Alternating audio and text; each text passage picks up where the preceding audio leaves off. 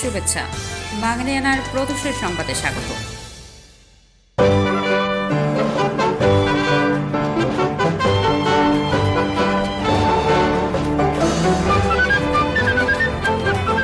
পুরো বিজয়ের মাস জুড়ে দেখুন বাঙালিয়ানার বিশেষ আয়োজন।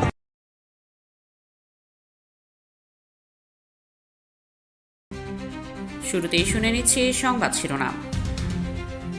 চট্টগ্রাম বিশ্ববিদ্যালয়ের উপাচার্য বলছেন, বুদ্ধিজীবী হত্যাকাণ্ডের জন্য পাকিস্তান সেনাবাহিনীকে দায়ী করা অবান্তর, তবে খোদ পাক জেনারেলরাই জানাচ্ছেন হত্যাকাণ্ডে তাদের সম্পৃক্ততার কথা। নেসলের কিটক্যাট মানহীন, বাজার থেকে একটি পুরো ব্যাচ সরিয়ে ফেলার নির্দেশ দিলেন আদালত। জ্যেষ্ঠ সাংবাদিক আনিস আলমগীর সন্ত্রাস বিরোধী মামলায় 5 দিনের রিমান্ডে, একই মামলার বিবাদী অভিনেত্রী শাওন সহ আরও 3 জন। তারেক রহমান বললেন, আগে যারা ষড়যন্ত্র করত তাদের রং রূপ পাল্টে গেছে, চরিত্র পাল্টায়নি। সিইসির বিস্ফোরক মন্তব্য, আইন শৃঙ্খলা পরিস্থিতির অবনতি হয়নি, মাঝে মধ্যে 2-1টা খুন খারাপি হতেই পারে। এবার অন্যান্য সংবাদের সঙ্গে বিস্তারিত। পাকিস্তানি বাহিনীর বুদ্ধিজীবীদের হত্যা করার বিষয়টি অবান্তর বলে মন্তব্য করেছেন চট্টগ্রাম বিশ্ববিদ্যালয়ের সহ উপাচার্য অধ্যাপক মোহাম্মদ শামীম উদ্দিন খান। 14 ডিসেম্বর রোববার শহীদ বুদ্ধিজীবী দিবসের আলোচনা সভায় তিনি বলেছেন, যে সময় আমি দেশ থেকে পালানোর জন্য চেষ্টা করছি, আমি জীবিত থাকবো না মৃত থাকবো, সে বিষয়ে কোনো ফয়সালা হয়নি। সে সময় পাকিস্তানি যোদ্ধারা বাংলাদেশের বুদ্ধিজীবীদের হত্যা করবে, এটা আমি মনে করি রীতিমতো অবান্তর। অবশ্য শামীম উদ্দিনের বক্তব্যের সঙ্গে দ্বিমত করবেন খোদ পাকিস্তানি জেনারেলরাই। সেই জেনারেলরা যারা সরাসরি বুদ্ধিজীবী হত্যাকাণ্ডের সঙ্গে জড়িত। পাকিস্তান সেনাবাহিনীর ইস্টার্ন কমান্ডের প্রধান লেফটেন্যান্ট জেনারেল A.A.K. নিয়াজি তার লেখা the betrayal of east Pakistan বইয়ে বুদ্ধিজীবী হত্যার দায় সরাসরি চাপিয়েছেন মেজর জেনারেল রাও ফরমান আলীর কাঁধে। নিয়াজি পরিষ্কার ভাষায় লিখেছেন, রাও ফরমান আলী ছিলেন ঢাকার বেসামরিক প্রশাসনের দায়িত্ব এবং আলবদর বাহিনীকে ব্যবহারের মূল পরিকল্পনা ফরমানেরই ছিল। নিয়াজি দাবি করেন, বুদ্ধিজীবীদের তালিকা তৈরি এবং তাদের নির্মূল করার প্রকল্পটি ফরমানের মস্তিষ্ক প্রসূত। রাও ফরমান আলী তার হাউ পাকিস্তান গট ডিভাইডেড বইয়ে নিজেকে একজন নিরীহ আমলা হিসেবে দেখানোর আপ্রাণ চেষ্টা করেছেন। লিখেছেন, খুন খারাপির মধ্যে ছিলেন না তিনি, কিন্তু নিজেকে বাঁচাতে গিয়ে কিছু তথ্য ফাঁস করেছেন। ফরমান স্বীকার করেছেন, জেনারেল নিয়াজির অফিসের সামনে আলবদরের কুখ্যাত সাদা মাইক্রোবাস দাঁড়িয়ে থাকতে দেখেছেন। আরও স্বীকার করেছেন, জানতেন ঢাকার বিভিন্ন জায়গা থেকে লোকজনকে ধরে এনে একটি স্পেশাল কারাগার বা বিশেষ স্থানে রাখা হচ্ছে। তিনি ছিলেন বেসামরিক প্রশাসনের দায়িত্বে। তিনি জড়িত নন, অথচ তার সামনে আলবদর এমন ঘৃণ্য কাজ করছে, এটা বাস্তবসম্মত নয়। পাকিস্তানের আমলা আলতাফ গওহরের জবানবন্দি থেকে পাওয়া যায় আরও মজবুত প্রমাণ।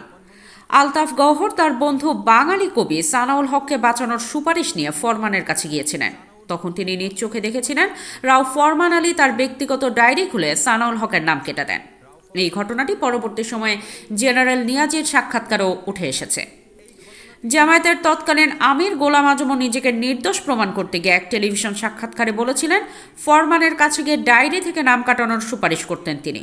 অর্থাৎ মৃত্যু তালিকা বা হিট লিস্ট যে রাও ফরমান আলীর ডায়েরিতেই ছিল তা তাদের বয়ানেই প্রমাণিত। অবশ্য মুক্তিযুদ্ধের শহীদের সংখ্যা নিয়েও সংশয় প্রকাশ করেছেন সহ উপাচার্য।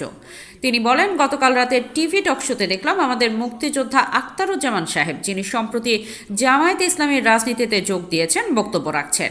তাকে যখন প্রশ্ন করা হলো যে আপনি তো বলতেন 1971 সালে লাখ লাখ লোক শাহাদাত বরণ করেছেন, এখন আপনি এর বিপরীতে রাজনীতিতে যুক্ত হলেন, এটি কেন?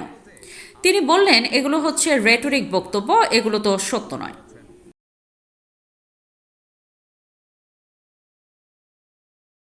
1971 সালের ডিসেম্বর, ধীরে ধীরে বৃদ্ধি পাচ্ছিল বাংলার মুক্তাঞ্চলের মানচিত্র। অবস্থা বেগতিক দেখে পাকিস্তানি হানাদার বাহিনীও বাড়াচ্ছিল হিংস্র নৃশংসতার থাবা। রক্তাক্ত সেই সময়েই অস্ফুটে বেজে চলছিল বিজয়ের গান। সারা বিশ্বের ইথারে ইথারে উচ্চারিত হচ্ছিল বজ্র নির্ঘোষে একটি নাম, যে নাম মাথা নত করতে জানে না। রক্ত স্নাত সে নাম, বাংলাদেশ। বাংলার বিজয়ের ক্ষণগণনায় আজ 15ই ডিসেম্বর। এদিন ভারতীয় সেনাবাহিনী প্রধান জেনারেল মানেকশ পাকিস্তানি কমান্ডারদের আত্মসমর্পণের জন্য শেষবারের মতো নির্দেশ দেন। মার্কিন সপ্তম নৌবহরকে মোকাবেলা করার জন্য বঙ্গোপসাগরে অবস্থানরত ভারতীয় নৌবাহিনীর সমর্থনে সোভিয়েত রণতরীর 20টি জাহাজ ভারত মহাসাগরে অবস্থান গ্রহণ করলে সপ্তম নৌবহর তার দিক পরিবর্তন করে।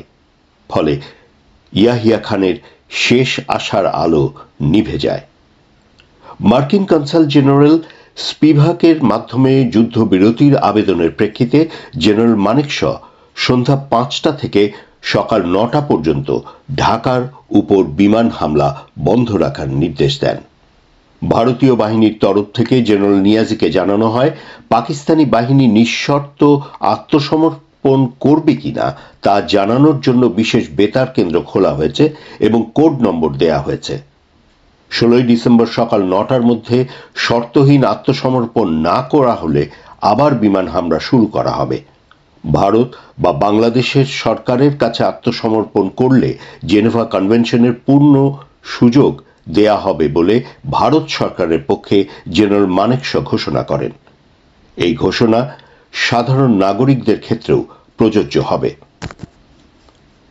13ই ডিসেম্বর নিরাপত্তা পরিষদে পাক ভারত যুদ্ধ প্রশ্নে পোল্যান্ডের প্রস্তাবের উপর আলোচনার এক পর্যায়ে 15ই ডিসেম্বর পাকিস্তানের প্রতিনিধিত্বকারী জুলফিকার আলী ভুট্টো অত্যন্ত বিরক্তি সহকারে বলেন, আমার 11 বছরের ছেলে গতকাল ফোনে আমায় বলেছে সারেন্ডার ডকুমেন্ট নিয়ে যেন না ফিরি। তাই আমি সারেন্ডার ডকুমেন্ট নিয়ে ফিরতে চাই না। আমি একটি আগ্রাসন সমর্থনের ডকুমেন্টকে বৈধতা দিতে পারি না। ভুট্টো বলেন, আমরা যুদ্ধ করব, আমরা নতুন পাকিস্তান বানাবো, আমরা বৃহত্তর পাকিস্তান বানাবো। তিনি আরো বলেন, জাতিসংঘে এটাই আমার শেষ পদার্পণ, আমি যাচ্ছি। এই কথা বলে ভুট্টোর সাথে থাকা কাগজপত্র ছিঁড়ে ছড়িয়ে ফেলে নিরাপত্তা পরিষদ সভাস্থল ত্যাগ করেন।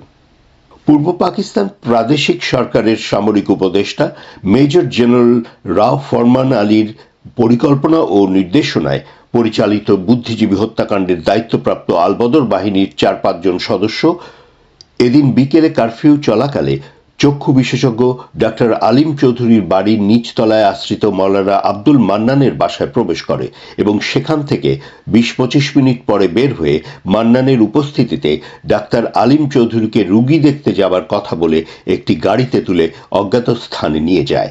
তারা বিকেল 4টায় আরেকটি কাদালেপা মাইক্রোবাস যোগে উপস্থিত হয় পূর্ব পাকিস্তানের প্রখ্যাত হৃদরোগ বিশেষজ্ঞ ডাক্তার ফজলে রাব্বির বাসায়।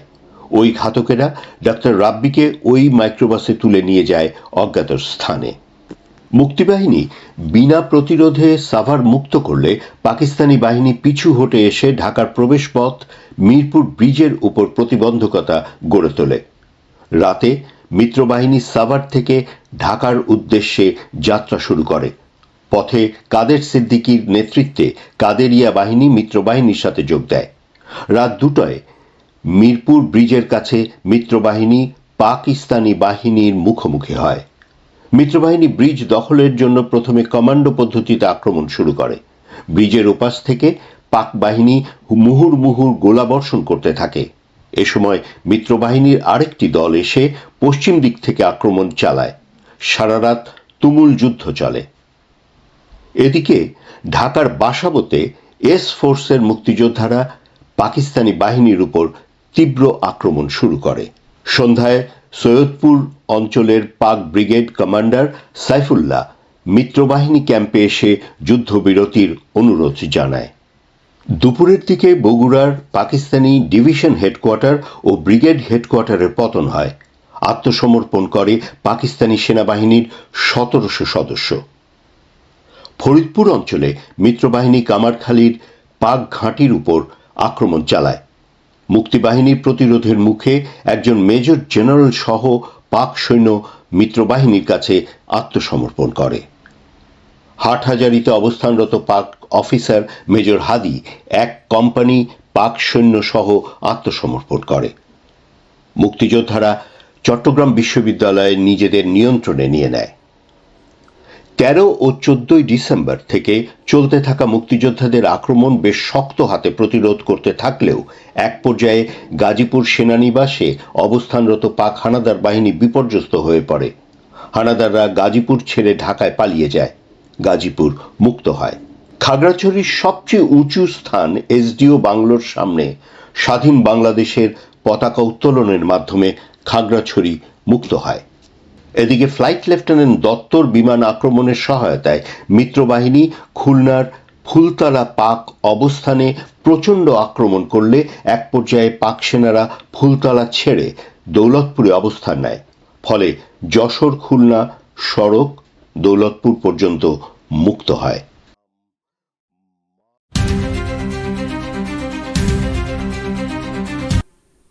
জনস্বাস্থ্যের জন্য অনিরাপদ মনে হয় দেশের বাজার থেকে কিটক্যাট চকলেটের একটি ব্যাচ প্রত্যাহার করে নিতে নেসলে বাংলাদেশকে আদেশ দিয়েছে আদালত। ঢাকা দক্ষিণ সিটি কর্পোরেশনের খাদ্য পরিদর্শক কামরুল হাসানের আবেদনের পরিপ্রেক্ষিতে 15 ডিসেম্বর সোমবার বিশেষ মহানগর ম্যাজিস্ট্রেট নুসরাত সাহারা বিথি এই আদেশ দেন। সরকারি খাদ্য পরীক্ষাগারের ফল তুলে ধরে আবেদনে কামরুল হাসান বলেছেন, কিটক্যাটের 4 ফিঙ্গার ওয়েফার চকলেটের ব্যাচটি নিম্নমান হিসেবে চিহ্নিত হয়েছে। তিনি বলেন, সনদবিহীন ও মানহীন এই চকলেট জনস্বাস্থ্যের জন্য ঝুঁকিপূর্ণ। এজন্য আদালত কোম্পানিকে আগামী 21 জানুয়ারির মধ্যে বাজার থেকে চকলেট প্রত্যাহার করে নেওয়ার আদেশ দিয়েছে। কামরুল হাসান তার আবেদনে বাংলাদেশে কিটক্যাট চকলেট আমদানি ও বাজারজাতকরণের নিষেধাজ্ঞার আবেদন করেন। তবে আদালত এই বিষয়ে কোনো আদেশ দেয়নি।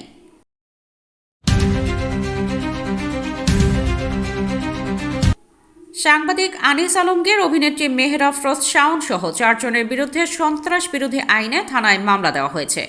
14 ডিসেম্বর রোববার দিবাগত রাত 2টার পরে জুলাই রেভলিউশনারি অ্যালায়েন্সের কেন্দ্রীয় সংগঠক আরিয়ান আহমেদ রাজধানীর উত্তরা পশ্চিম থানায় অভিযোগ দেন।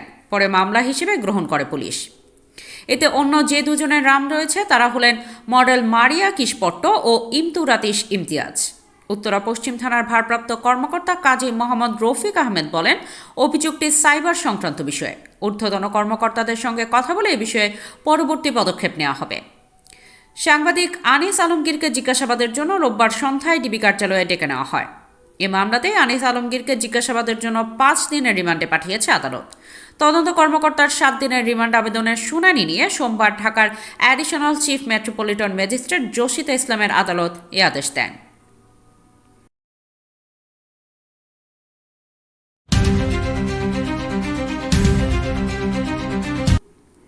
বিএনপির ভারপ্রাপ্ত চেয়ারম্যান তারেক রহমান বলেছেন, বাংলাদেশের মহান মুক্তিযুদ্ধ এবং স্বাধীনতাকে প্রশ্নবিদ্ধ করতে দেশি বিদেশি অপশক্তি তখনও যেমন সক্রিয় ছিল, এখনও সক্রিয়। সময়ের সঙ্গে সঙ্গে ষড়যন্ত্রকারীদের রং রূপ চেহারা হয়তো পাল্টেছে, চরিত্র কিন্তু পাল্টায়নি। তারেক রহমান বলেন, দেশের ইতিহাসে সবচেয়ে গৌরবোজ্জ্বল দিন আমাদের মহান বিজয় দিবস। যতদিন বাংলাদেশ থাকবে কখনোই এই দিবসের গুরুত্ব এবং তাৎপর্য মলিন হবে না। তবে একটি বিষয় আমাদের সবার স্মরণে রাখা দরকার, সতর্ক থাকা দরকার। বিএনপির ভারপ্রাপ্ত চেয়ারম্যান বলেন, বাংলাদেশ হঠাৎ করে সাগরের বুকে ভেসে ওঠা কোনো ভূখণ্ড নয়। লাখো শহীদের আত্মত্যাগ আর অসংখ্য মা বোনের সম্মান সম্ভ্রমের বিনিময়ে বাংলাদেশ নামক এই ভূখণ্ডটির স্বাধীনতা অর্জিত হয়েছে।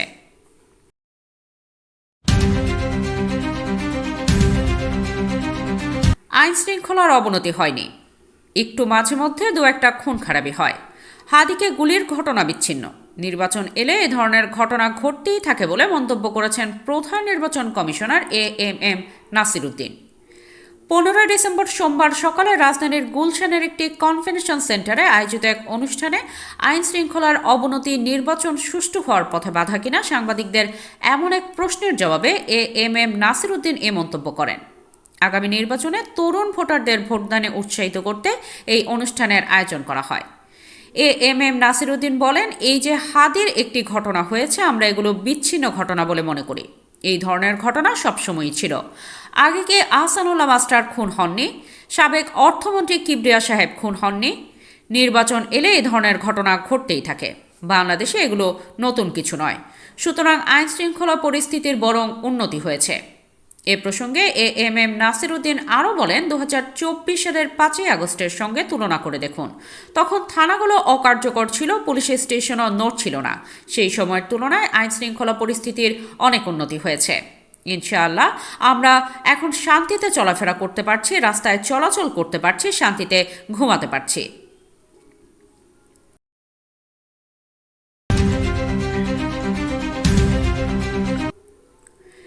ভারতের নাগরিকত্ব সংশোধনী আইন সিএএ এর আওতায় মোট ৩৬ জন বাংলাদেশিকে ভারতীয় নাগরিকত্ব দেওয়া হয়েছে। এর মধ্যে উড়িষ্যা রাজ্যে ৩৫ জন এবং উত্তর পূর্বাঞ্চলীয় আসাম রাজ্যে একজন বাংলাদেশি নাগরিকত্ব লাভ করেছেন।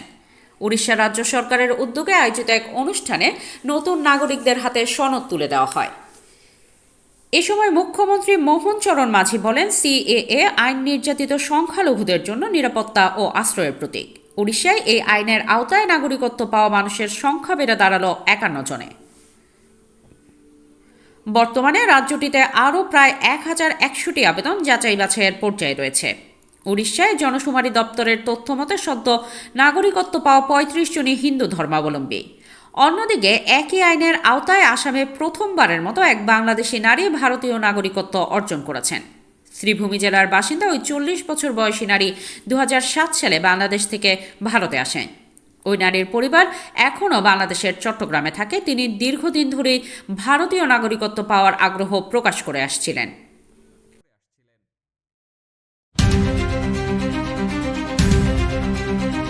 মিয়ানমারের সাবেক নেত্রী অং সান সুচির স্বাস্থ্য ভেঙে পড়েছে। তার সম্পর্কে অনেকদিন ধরে তেমন কোনো কিছু জানা যাচ্ছে না। এ অবস্থায় দীর্ঘদিন ধরে আটক মিয়ানমারের এই নেত্রীর ছেলে কিম অ্যারিস মায়ের শারীরিক অবস্থা নিয়ে আশঙ্কা প্রকাশ করে বলেছেন, আমার মা মারা গেলেও আমি হয়তো জানব না। সম্প্রতি জাপানের রাজধানী টোকিওতে বার্তা সংস্থা রয়টার্সকে দেওয়া এক সাক্ষাৎকারে অ্যারিস কথা বলেন। এতে তিনি বলেন, ২০২১ সালে আমার মায়ের সরকারকে সামরিক বাহিনী উৎখাত করে। এরপর গত কয়েক বছরে আমি আমার ৮০ বছর বয়সী মায়ের সঙ্গে কথা বলতে পারিনি। এ সময় শুধু পরোক্ষ সূত্রে মাঝে মধ্যে তার হৃদযন্ত্র, হাড় এবং মাড়ির সমস্যার কথা জানতে পেরেছি। চলতি মাসের শেষ দিকে নির্বাচন আয়োজনের চেষ্টা করছে মিয়ানমারের জান্তা সরকার। অ্যারিস নির্বাচন প্রত্যাখ্যান করেছেন। অ্যারিস মনে করেন, নির্বাচন হলে তার মায়ের দুর্দশা কিছুটা হলেও কমার সুযোগ তৈরি হতে পারে।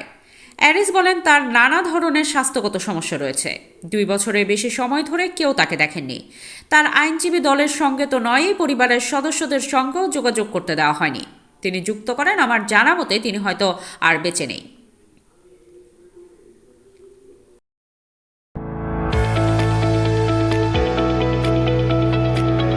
এবার শুনে নিচ্ছি বাঙালিয়ানা বাণিজ্য সংবাদ।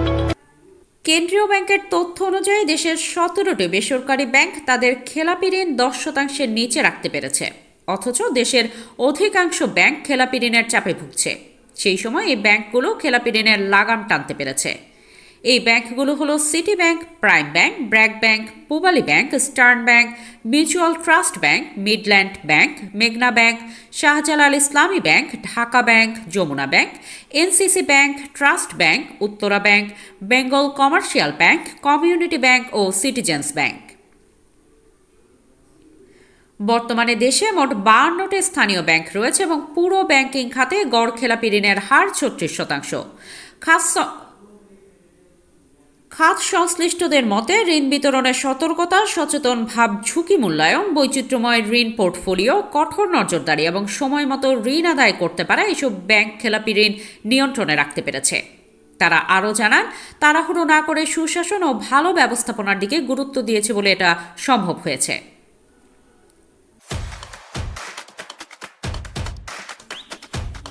এবার শুনে নিচ্ছি বাঙালিয়ানা ক্রীড়া সংবাদ। টানা ২ ম্যাচে সেল্টা ভিগো ও ম্যানচেস্টার সিটির কাছে হারের পর চাপে ছিলেন কোচ জাবি আলোনসো। আলাভেসের বিপক্ষে টানা তৃতীয় হার দেখলে ৪৪ বছর বয়সী কোচের ভবিষ্যৎ নিয়ে প্রশ্ন উঠতে পারত। কিন্তু কষ্টার্জিত অ্যাওয়ে ম্যাচ জয়ে তেমন পরিস্থিতি আপাতত কাটিয়েছে তার দল। লা লিগায় আলাভেসকে ২-১ গোলে হারিয়েছে রিয়াল মাদ্রিদ। এই জয়ে লিগ টেবিলের